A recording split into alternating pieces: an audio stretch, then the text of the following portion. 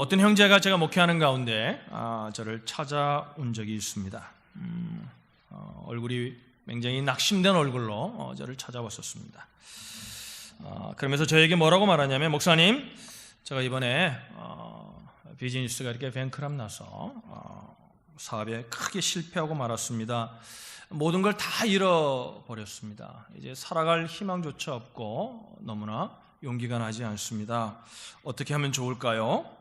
이렇게 저에게 찾아와 물은 형제가 있었습니다. 저도 할 말이 없죠. 무슨 말을 해야 할지, 어떤 말을 해야 될지 말이 생각이 나지 않더라고요. 그리고 한참이 침묵이 흘렀습니다. 그 형제도 아무 말 하지 않고 저도 아무 말을 할 수가 없어서 뭐라고 위로를 해야 되는데 위로할 말이 생각이 나지 않는 겁니다. 그래서 마음에 엎드려 기도하는데 하나님이 그런 지혜를 주시는 거예요. 그래서 제가 그 형제 앞에 종이 한 장을 가지고 와서 중간에 손을 긋고 이렇게 형제에게 이렇게 물었습니다. 형제님, 이쪽 한쪽에는, 종이 한쪽에는 형제님이 잃은 게 무엇인지를 한번 우리가 적어봅시다. 그리고 또 이 한쪽에는 아직까지 잃지 않고 나에게 있는 것이 무엇인지를 한번 적어봅시다. 그리고 형제에게 펜을 또 종이를 함께 주었습니다. 대뜸 종이 앞에 잃은 것에 비즈니스라고, 사업이라고 딱 쓰는 겁니다. 그리고 그는 펜을 놓고 가만히 앉아 있는 겁니다. 또 한참의 시간이 흘렀습니다. 그리고 제가 또 물었습니다. 잃어버린 것이 더 없나요? 그렇듯이 고개를 끄덕이더라고요. 그럼 이번에는 한쪽 면에 좀 잃지 않은 거, 아직 가지고 있는 게 뭔지를 한번 적어봅시다. 한번 적어볼까요? 한참의 시간이 흘렸습니다. 펜을 들고 아무것도 적지 못하는 겁니다. 그래서 제가 물었습니다. 왜 안 적으세요? 그러니까 쑥스러운들 이렇게 대답하더라고요. 남은 게 있어야죠. 남은 게 뭐 있어야죠. 적죠. 제가 형제님에게 이렇게 권면했습니다. 그러면 제가 몇 가지를 질문할 텐데 한번 대답해 보실래요? 첫 번째, 우리 형제님에게 부인이 있습니까? 아내가 있습니까? 있다는 거예요. 그 아내가 사업이 망했다고 계속해서 바가지 긁는 아내입니까? 아니라는 거예요. 우리 아내가 너무 착하다는 거예요. 그래서 아침에 일어날 때마다 더 나에게 더 잘해주고 용기를 가지라고 너에게 다 자꾸 격려를 해주는데 그게 너무나 부담스러워서 아내 얼굴을 마주보지 못하겠다는 거예요. 그럼 아내가, 좋은 아내가 있군요. 우리 아내라고 씁시다. 아내라고 썼습니다. 두 번째, 제가 질문을 던졌습니다. 자녀가 있죠, 형제님. 자녀가 몇이죠? 아들들에 딸 하나죠. 자녀들이 어떻게 속썩이나요? 아니요, 우리 애들이 너무 착합니다. 공부도 자기들이 알아서 열심히 잘하고 너무 착해서 저에게 힘이 되죠. 그럼 자녀가 있네. 아들 둘, 딸 하나, 이렇게 썼습니다. 그럼 제가 물었습니다. 형제 이렇게 건강히 몸이 좋은 형제였어요. 근데 건강은 어떠세요? 제가 건강은 하죠. 다른 거 없어도 건강은 있죠. 몸은 뭐 아직 괜찮습니다. 그럼 건강 적었어요. 그 여러 가지를 적기 시작했습니다. 그래서 제가 또 여러 가지 적고 난 다음에 물었어요. 사업에 실패하면서 그 실패를 통해 혹시 얻은 건 없나요? 깨달은 건 없나? 그러니 깨달은 게 있다는 거예요. 많은 교훈을 얻었다는 거예요. 그러면 생각대로 적으라니까 또 여러 가지를 적었습니다. 그리고 제가 마지막으로 물었어요. 형제님, 하나님 믿으세요? 믿는다는 거예요. 목사님, 제가 어릴 때부터 교회를 다녔고요. 그래서 어려움 당했을 때 가장 먼저 생각한 게 교회였고요. 목사님이 생각나서 목사님을 찾아오지 않았습니까? 제가 믿음이 있죠. 하나님을 믿죠. 그래요. 그럼 거기에 우리 하나님이라고 적읍시다.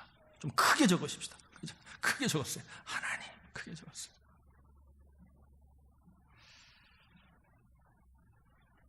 그리고 제가 형제에 이렇게 얘기했어요. 보세요. 뭐가 더 많습니까? 아직 가지고 있는 게 너무나 많잖아요. 그죠? 잃어버린 것은 한 가지인데 아직도 형제님에게 남아있는 게 이렇게 많잖아요. 무엇보다도 하나님이 계시잖아요. 하나님이 함께 하시니까 형제님 하나님을 바라보고 기도하면 하나님이 이제 이 어려움을 통해서 형제님을 더 축복할 겁니다. 그렇게 권면하고 형제님이 가면서 같이 함께 기도하고 힘을 많이 얻었다고 헤어진 일이 있습니다. 여러분 1971년에 미국 시카고에 큰 화재가 여러분 인터넷 서치하면 나올 거예요. 1871년에 미국 시카고에 대화재가 났었습니다. 그때 잘 아는 시카고의 유명한 부흥사였던 D.L. 무디 목사님의 교회가 불이 나서 한순간에 죄가 되어버렸습니다.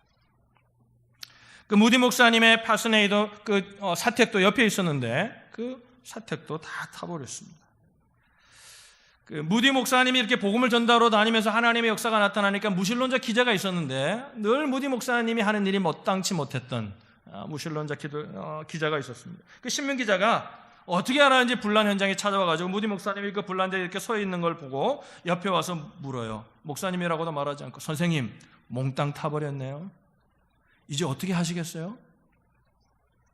그랬더니 무디 목사님이 뭐라고 그런지 알아요, 여러분? 아니요, 내 속에 하나님은 타지 않았습니다. 내게 희망이 아직 남아있습니다. 할렐루야. 그리고 정말요, 정말 한 1년 만에 아름다운 교회가, 더 크고 아름다운 교회가 그곳에 세워지고요, 무디 목사님의 사역을 통해서 많은 영혼들이 구원을 받는 일이 일어났습니다. 할렐루야.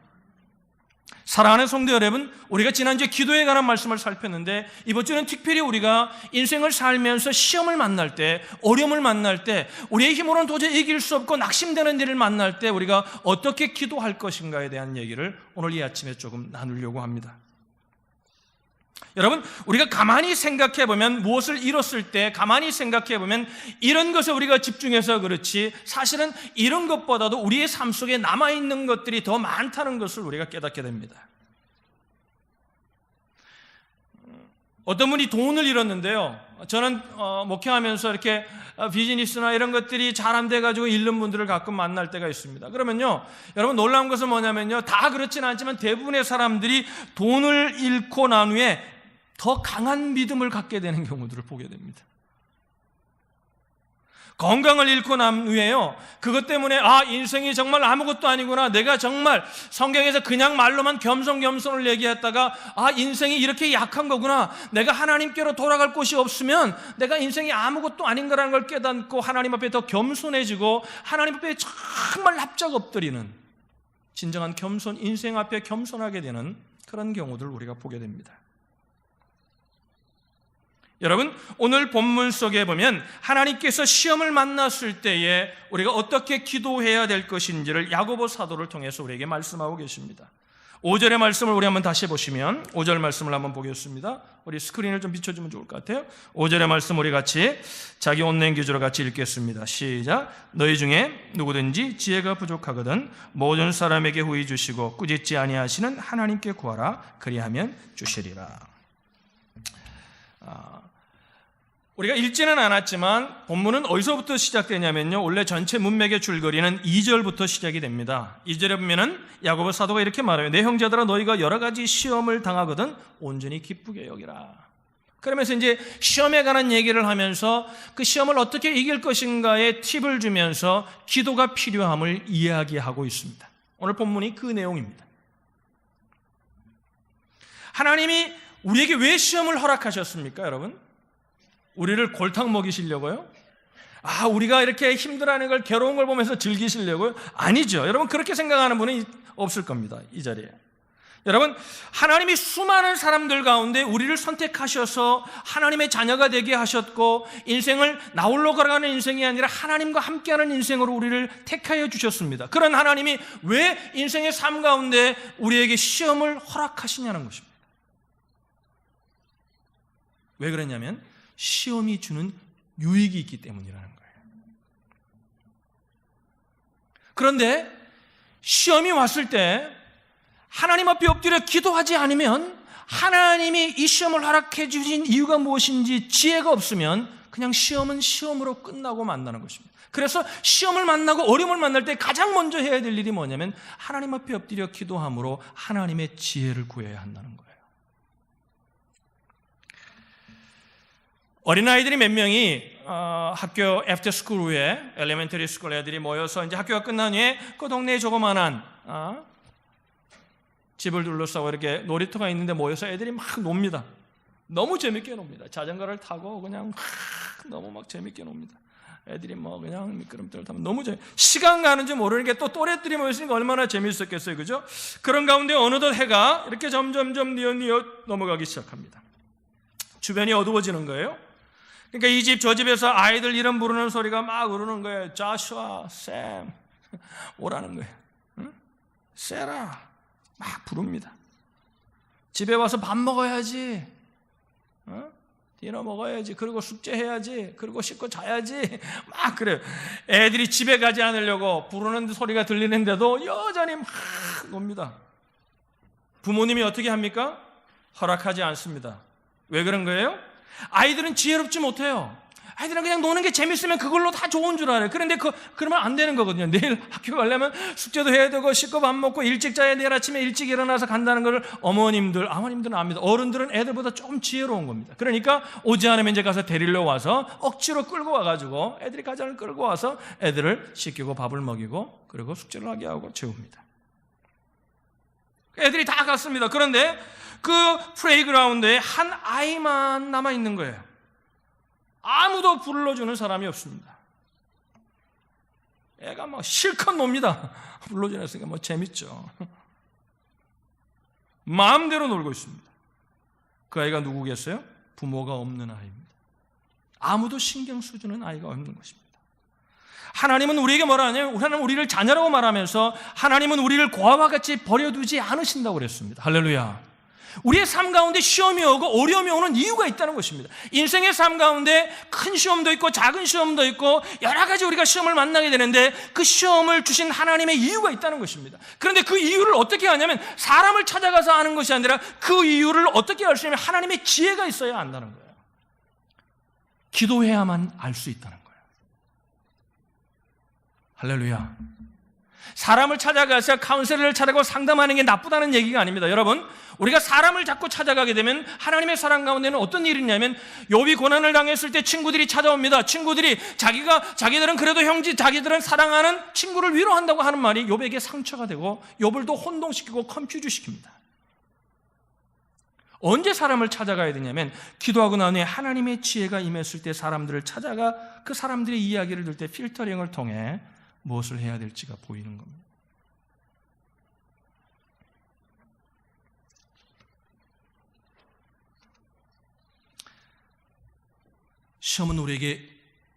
그래서 시험은 우리에게 유익이기 때문에 오늘 야고보 사도는 시험을 만나가는 온전히 기쁘게 여기라는 겁니다. 할렐루야. 우리에게 유익을 준다. 근데 그 유익을 얻으려면 어떻게 하냐면 기도해야 한다는 거예요. 기도해야 한다. 제가 지난주에 되겠죠? 미국에 그냥 크리스찬의 주일날은 썬데이는 그래도 매주 교회에 가는 사람들, 나름대로 믿음이 있다고 하는 사람들의 기도 생활을 점검해 봤더니 하루에 에버리지 5분을 기도하지 않는다는 거예요. 여러분 물어볼게요. 마음으로 대답하세요. 하나님 우리의 기도를 들으심을 믿으십니까? 아니 마음으로 대답하세요. 옆에 또 대답을 못하는 분 얼마나. 자, 하나님이 우리의 기도를 들으심을 믿으십니까? 믿음이 좋아서 하는 거예요. 처음에는 하지 말란다 하는 거예요. 그런데 보세요. 왜 기도하지 않는 걸까요? 머리로 믿는다고 하는데 여러분 보세요. 지금 돈이 필요합니다. 근데 어카운트에 돈이 지금 있다는 걸 믿습니다. 그러면 어떻게 할까요? 돈이 필요하면 어카운트로 갑니다.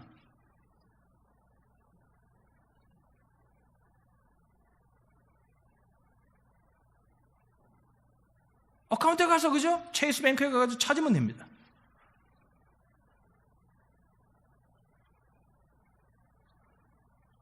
믿지 않는 겁니다.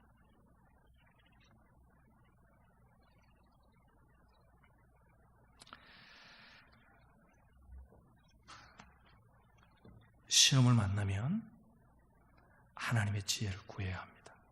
할렐루야. 할렐루야. 사람들 찾아가서 말하면 더 컨퓨즈합니다. 더 힘들어집니다. 상처가 됩니다. 더 구렁으로 빠지는 겁니다. 어떤 연로하신 제가 아는 장로님이 있는데요. 대학교 강단에서 강의를 하시고 이제 은퇴하시고 대학 교수로 은퇴하셨다가 아주 좀 신실하신 분이에요. 이제 그 장로님의 집을 한번 간 적이 있어요. 장로님 집에 갔는데 교수님이니까 책이 많을 거라고 상상을 했거든요. 책이 하나도 없는 거예요. 한 권도 없는 거예요. 아니, 하나도 없는 게 아니라 한 권도 없어요, 책이. 이분은 뭐로 교수를 했나? 참 궁금한 거예요. 궁금한 거예요. 그죠? 그래서 물었어요. 장로님, 근데 책이 하나도 없어요, 장로님. 그때 이제 이야기를 하는 거예요. 자기가 은퇴하고 난 후에 책을 다 사람들에게 나누어 주었다는 거예요. 모두 나눠 줬다는 거예요. 교수들이 책을 아끼잖아요. 아낌없이 다 나눠 줬다는 거예요. 자기가 아끼는 책들도 다 나눠 줬다는 거예요. 그리고 뭔 책만 한 권 남겨놨냐면 성경책 하나하고 돋보기 하나만 책상에 있는 거예요. 그리고 이렇게 말씀하시더라고요. 내가 언제 하나님께 이제 가야 할지 모르는데 하나님께 갈 날이 가까웠는데, 목사님 그 많은 책 남겨놓으면 뭐 하겠어요? 저 요즘 신문도 안 봐요. 그래요. 네. 신문 보면 çok 어지럽다는 거예요, 세상에. 여러분, 이 장로님이 저를 꼭 하라는 게 아니라 근데 그 장로님의 마음이 귀한 거예요. 뭐라고 얘기하시냐면 오직 성경책만 있으면 된다는 거예요. 내가 이 나이에 누구의 말이 필요하고 누구의 위로가 필요하냐는 거예요. 하나님의 말씀이면 된다는 거예요. 할렐루야. 아, 이제 감동받았어요. 제가 은혜 받아가지고. 그 장로님이 믿음이 좋으신 분은 건 알았지만, 그래서 그분은 뭐 하냐면 시간이 나눌 때마다 하나님의 말씀을 읽는다는 거예요. 근데 그 속에 무한한 보화가 있다는 거예요. 할렐루야.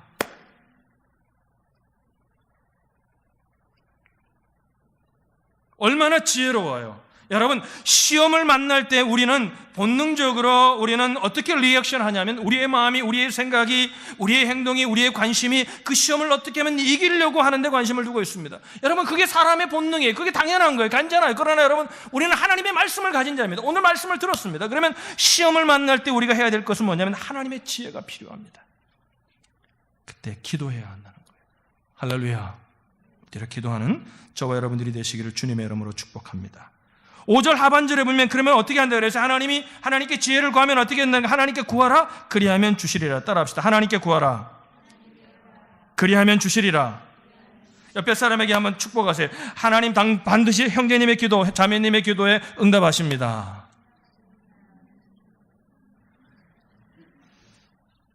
왜 웃어요? 정말 응답할까? Really? Is it true?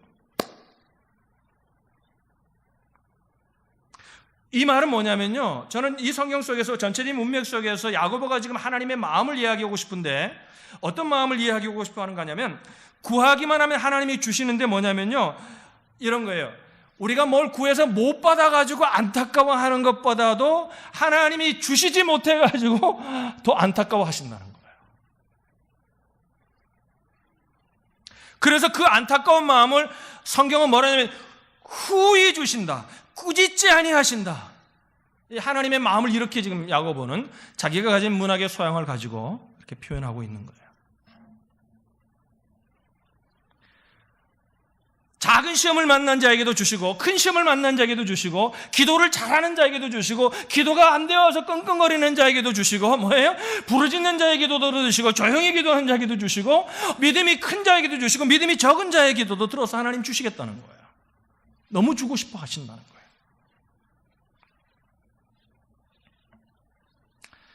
하나님 정말 그러신 분이에요. 성경에 보면요, 하나님 하나를 달라면 열을 주시는 분이세요. 할렐루야.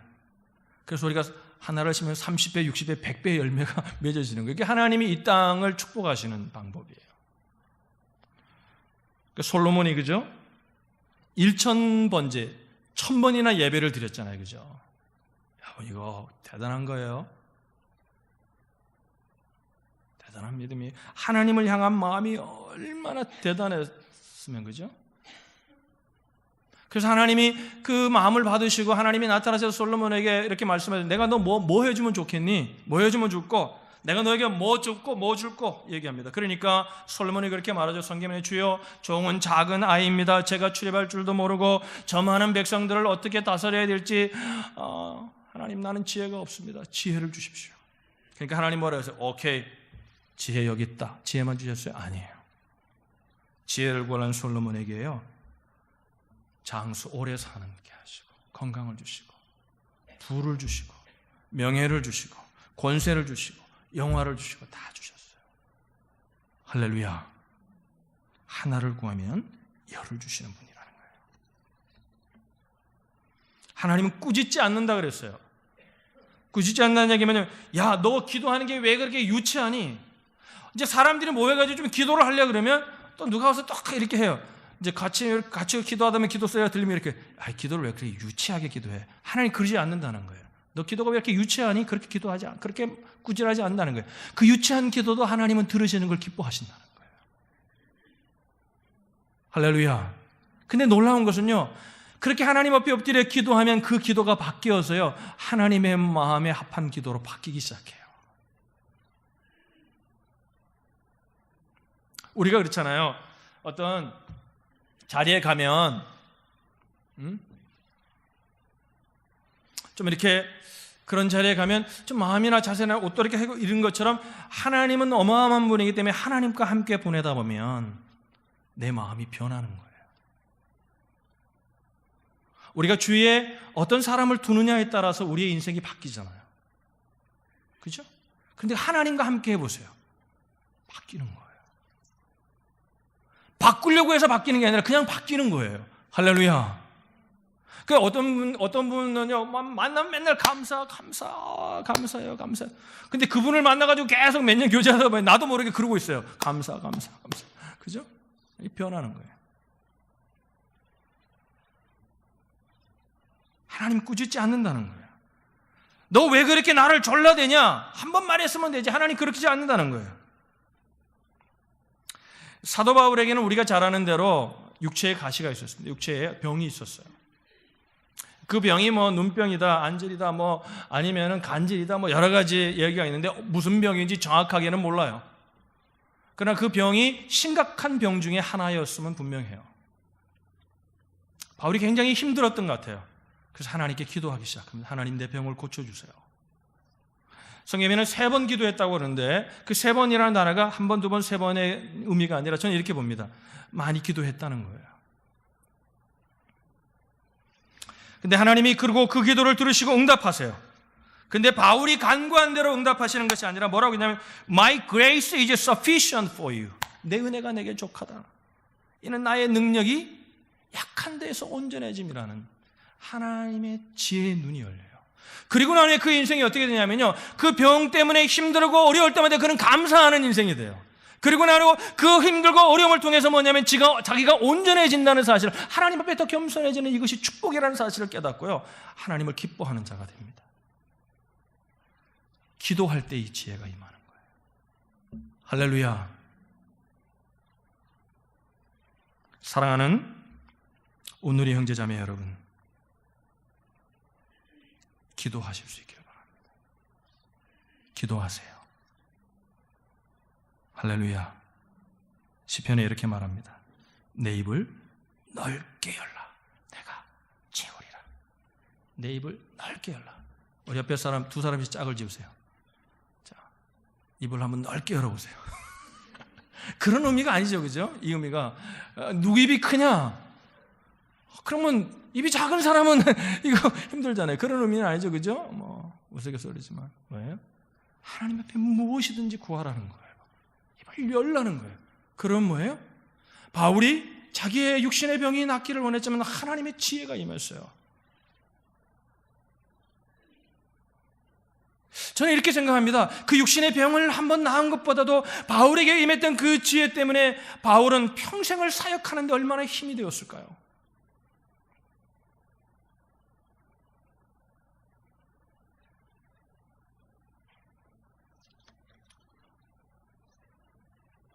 우리가 할 일은 입을 넓게 하는 거라는 거예요. 그럼 하나님 꾸짖지 않고 후하게 주시겠다는 거예요. 우리 6절의 말씀 보시면, 그런데 마지막으로 주의할 게 있어요. 6절 우리 같이 읽겠습니다. 시작. 오직 믿음으로 구하고 조금도 의심하지 말라. 의심하는 자는 마치 바람에 밀려 요동하는 바다 물결 같으니. 우리가 자꾸 믿음을 얘기하면 제가 믿음을 잠깐 정의할 필요가 있다고 생각합니다. 믿음을 자꾸 얘기하면 마음의 상태, 확신 이렇게 생각해요. 여러분 그거 아니에요. 믿음은 뭐냐면 하나님이 그렇다니까 그런 줄로 고백하고 마음은 아직 그렇지 않더라도 하나님 믿습니다. 그리고 하나님을 따라가는 거예요. 할렐루야. 그러면 확신은 어떻게 생기는 거냐면 하나님을 따라갔더니 하나님이 주시는 결과를 보게 되면서 하나님을 신뢰하는 확신이 생겨나게 되고 뭐예요? 그래서 나중에는 마음의 상태도 평안해지는 상태까지 가는 거예요. 근데 오늘 성경에 뭐냐면 하나님 앞에 구하면 하나님이 지혜를 주시는데 무엇으로 구하냐면 오직 믿음으로 구해야 된다는 거예요. 어떤 믿음으로 구해야 된다는 걸까요? 확신을 가지고 기도해야 된다 이런 의미가 아니라 어떤 믿음이냐면 시험 속에 하나님의 선하신 뜻이 있다는 것을 믿으라는 거예요. 하나님이 분명히 이 시험을 넘겨서 하나님이 구하면 지혜를 주셔서 그 지혜를 통해 이 시험을 넉넉히 이기게 하실 것이고 이 시험을 이기고 나면 하나님이 예비하신 축복이 있다는 것을 믿으라는 거예요. 우리에게 시험은 유익이라 그랬으니까, 우리의 베네핏이라 그랬으니까.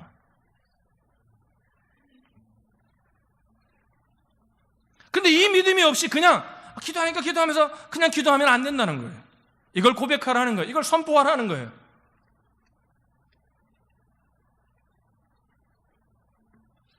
이 믿음이 있으면 어떡할까요? 사람들이 와서 얘기하고 할 때 뭐라고 그럴까요? 아, 괜찮아요. 하나님의 선하신 뜻이 있을 거예요. 내가 기도하고 있으니까 하나님이 나를 이 시험을 통해 이길 거라고. 이 시험을 통해 하나님 나를 축복하실 거라고.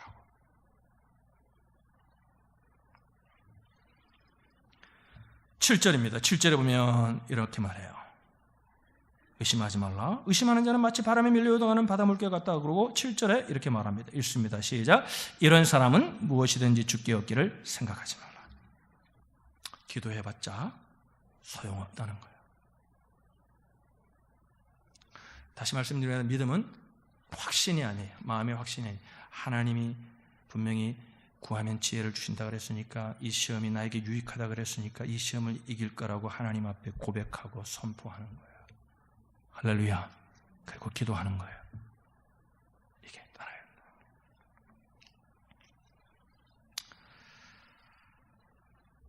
마지막으로 제가 하나 질문이 있어요.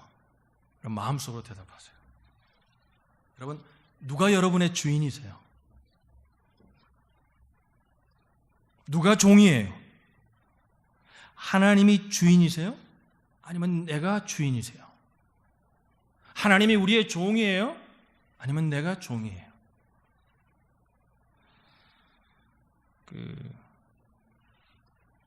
우리는 알라딘의 램프를 하잖아요, 그죠? 알라딘의 램프를 막 문질러요. 그러면 펑 하고 망이 탁 나타나서 딱 그래. 주인님, 무엇을 해드릴까요?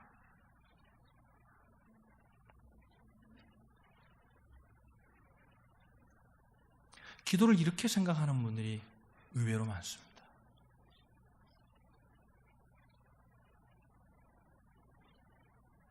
주님은 종이 아니에요. 주님은 우리의 왕이세요. 할렐루야. 그래서 우리가 예배하는 거예요.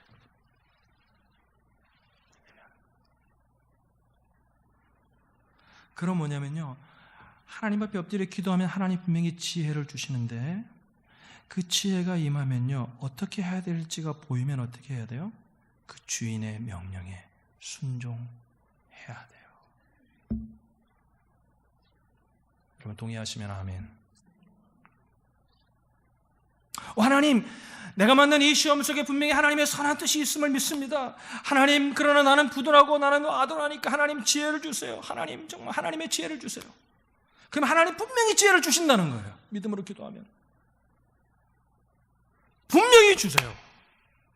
근데 지혜가 어떻게 오냐면요, 지혜가 하늘에 구름에다가 글씨를 딱 써가지고 야 이렇게 해라 이렇게 하나님이 손으로 글씨를 쓰는 게 아니라 우리의 마음의 생각을 심으시는 거예요. 그래서 뭐예요? 너 이것 때문에 이런 일이 일어날 수 있어. 그러니까 이제 이렇게 하면 어떻겠니? 제가 하는 방법 말씀드릴게요. 저는 그런 생각이 처음에 와요. 그러면 내 생각일 수도 있잖아요, 그죠? 그럼 다시 한번 기도해요, 다음날. 근데 또 똑같은 생각이 와요. 그러면 어때요? 하나님 주시는 생각이라고 생각해야 돼요. 순종해야 하는 거예요. 할렐루야. 그런데 놀라운 것은 뭐냐면 그때 순종할 때 이런 생각이 들어요. 이대로 하면 안 될 것 같아요. 어떨 때 그럴 때가 있어요. 이건 좀 이상해요. 이건 좀 아닌 것 같아요.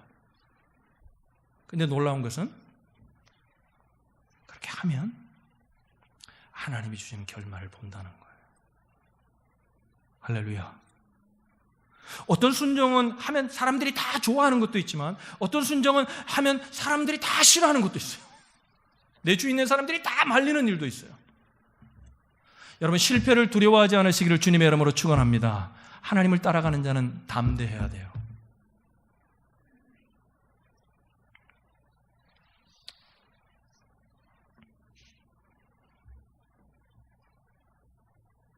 팔 절 마지막을 보시면 이렇게 말해요.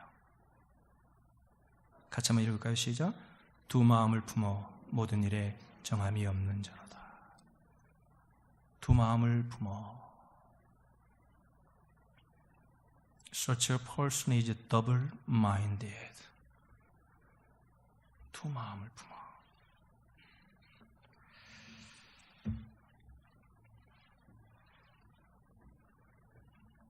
하나님의 종이 되어야 합니다. 바벨론의 느부갓네살 왕이 거대한 신상을 만들고 모든 사람들에게 절하게 했습니다. 근데 다니엘의 세 친구가 거절합니다.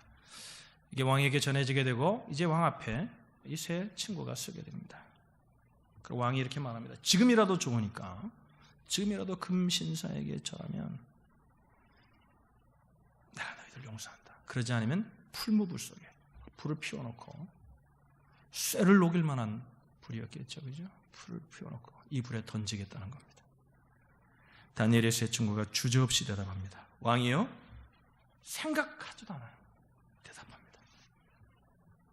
고민하지도 않아요. 대답합니다. 왕이요, 우리가 이 일에 대하여 왕에게 말할 필요가 없습니다.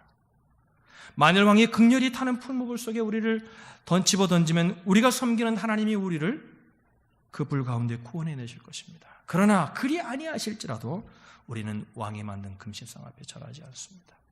우리는 하나님 앞에만 절합니다. 두 마음을 품지 않았습니다. 주님이 이렇게 말씀하셨습니다. 내가 마지막 때에 믿음을 보겠느냐. 우리는 주님의 말씀에 귀를 기울일 시대를 살고 있습니다. 주님을 바라보는 저와 여러분들이 되시기를 주님의 이름으로 축원합니다. 말씀을 마치겠습니다. 시험을 만나셨습니까? 지금 시험이 없다고? 아닙니다. 인생을 살다 보면 시험이 우리에게 다가올 때입니다. 시험은 생각지 않은 시간에 옵니다. 그때 여러분, 사람을 찾기 전에 하나님 앞에 구하여 하나님 앞에 지혜를 구하십시오.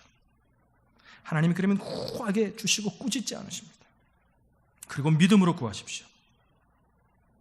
하나님이 시험을 알아갈 때는 뜻이 있을 거다. 하나님 날 사랑하신다. 이것이 나에게 분명히 유익이 될 것이다. 하나님 분명히 나에게 지혜를 주실 것이다. 그럴 때 하나님 지혜를 주십니다.